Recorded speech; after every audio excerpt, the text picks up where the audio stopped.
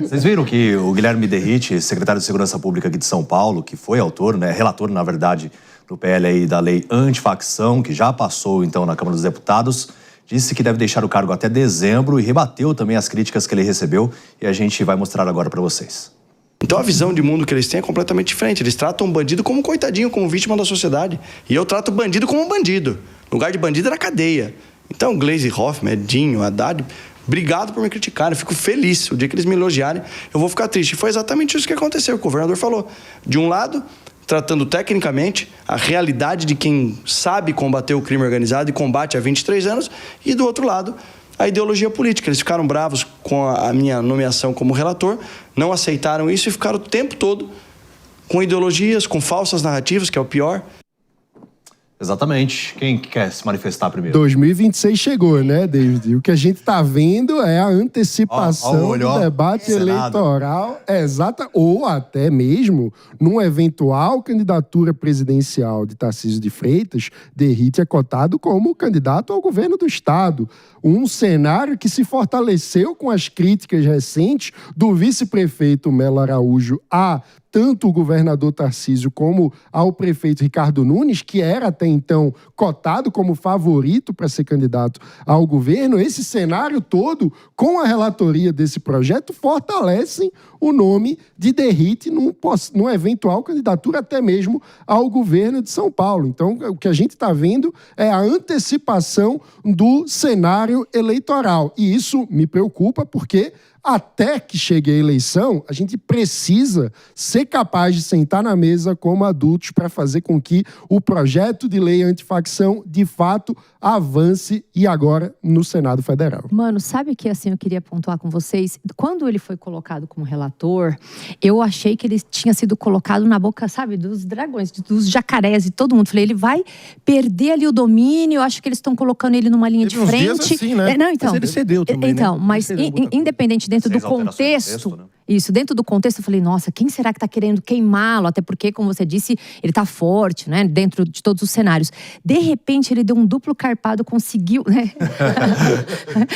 De repente, o que ele fez, né? Duplo carpado, né? Enfim, ele conseguiu mesmo, né? Ali naquele contexto, isso, mesmo dentro dessa ginástica toda, ele conseguiu e saiu vitorioso e saiu mais forte, né? Então, como ele coloca ali uma raiva com a Gleisi Hoffmann, que tentou, foi uma das pessoas, né, que tentaram ali fazer com que ele tivesse esse embolo aí, e aí ele saiu mais forte, e como o Mano nos disse, ele sai forte tanto para o Senado, né, que num primeiro momento que ele desponta, mas sim, se o Tarcísio, que está caminhando para tal, né, saia como presidente, ele tem grande força mesmo, e agora ainda mais para sair para governador.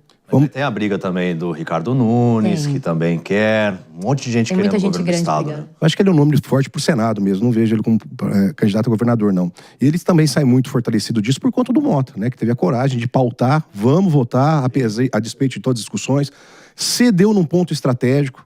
Não vamos tratar a facção como grupo terrorista. Isso era um ponto de discussão que se calou. E foi muito bom ter retirado isso, a fim de avançar esse projeto. Mas vamos lembrar que tratar criminalidade não é apenas com um projeto de lei, não é apenas com essa lei de facção.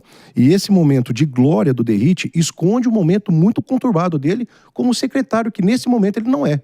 Os policiais fazendo manifestação contra ele, porque as promessas de campanha não foram cumpridas. Os policiais estão muito críticos em relação aos salários e principalmente a falta de estrutura que a polícia tem. E não se enfrenta a criminalidade só fazendo projeto de lei. Precisa ter polícia, e polícia bem preparada, estruturada e, sobretudo, remunerada, o que não temos ainda no estado de São Paulo. Não, e além de tudo, é importante mencionar que escalar o Derrite para esse projeto também mostra, de alguma forma, um Congresso apequenado, né? Precisou sair o secretário de Segurança, por mais que ele tenha uma força política e seja um símbolo, não tinha ninguém ali no Congresso capaz de ter toda essa articulação que o Derrite teve. Então, é ruim para o Congresso, ótimo para o Derrite, que foi aprovado, como o Mano mencionou, ele está nessa linha dupla, ou o Senado ou o governo do Estado, pode ser que saia para o governo do Estado. Acho que a única alternativa seria essa, de fato, o Tarcísio sair para a presidência, mas eu, pessoalmente, acredito que o Tarcísio vai sair para governo do Estado aqui, que é uma eleição, né, vamos colocar aqui, bastante tranquila. e o cargo de governador do estado de São Paulo é certamente um dos melhores que tem, né? O estado bem rico, no azul, aparece pouco, né? Você ali cuida da polícia, do metrô, de umas coisas ou outras, não aparece tanto igual o prefeito.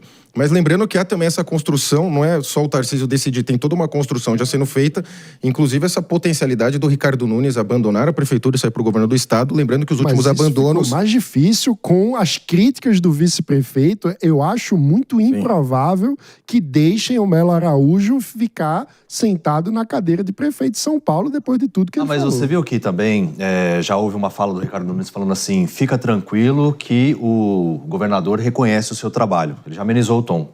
Mas também ele fez de conta que o Melo Araújo não acusou o próprio Ricardo Nunes de ter tido desvios na gestão dos programas sociais relacionados ao enfrentamento à Cracolândia. O Melo Araújo literalmente atacou o seu próprio líder de chapa. E Ricardo Nunes, tentando esfriar o incêndio, falou sobre o Tarcísio, mas fez de conta que essa parte de ataque não aconteceu. Mas até que ponto isso, na articulação de bastidores, vai ser perdoado simplesmente? Vão deixar o Melo Araújo virar prefeito? Eu acho muito improvável. Não, e ele não tem um perfil, permita-me, ele não tem um perfil de não ser protagonista, o Melo Araújo. Ele tem sido esse perfil que, né, ele protagoniza ali junto com o líder do executivo. Então acaba dificultando, como você bem colocou, para o próprio Ricardo Nunes fazer isso.